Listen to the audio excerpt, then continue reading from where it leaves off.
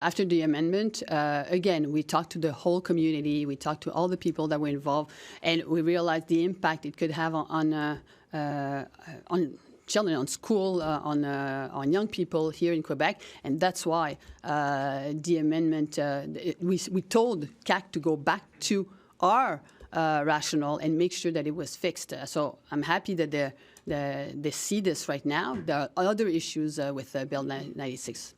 What does that tell you about the state of French? The fact that it was too hard for Anglophone students at CEGEP to follow those 3 core courses that would be mandatory if they wanted to be competitive enough to go in university programs. Well, I think if you have to do something like this, one of the key learnings is you sit down with the people from the school, you sit down with all the people from the CEGEP in order to talk about like the level of French for all the students. But at the end of the day, you cannot do this in a bill like this one. What happened with Bill 96 is they passed a number of things that had nothing to do with the language, whether it's regarding judges, whether it's regarding le DGEQ. They passed a number of items in this bill. So what it tells me is that if you're doing a bill on language, be careful what you do with the system, with the educational system.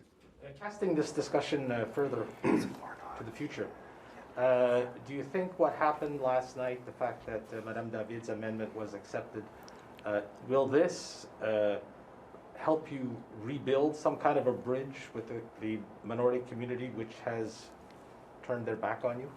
Well, so first of all, I think the amendment is necessary given the fact that people were going to be impacted, like school children.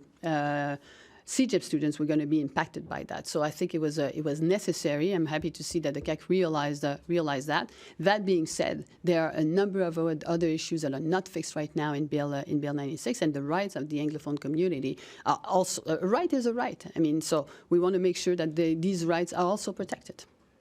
But you've been trying for the last weeks to patch up this mistake.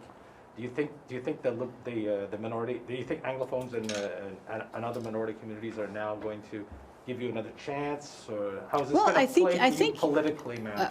I think again, we're talking a lot about the language item, and we're talking a lot about Bill 96. I think we've been clear that we're going to be voting against Bill 96, but I also think that there are many topics. As we come next to the election, there are going to be many topics. Yes, about the rights of minorities, but also about healthcare, also about education, also about all kinds of other items that we will be discussing. Logistically, do you think it's possible to have enough teachers in place to make this work for 2024?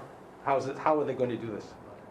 Well, that's exactly why we asked for an extension for this to be applied.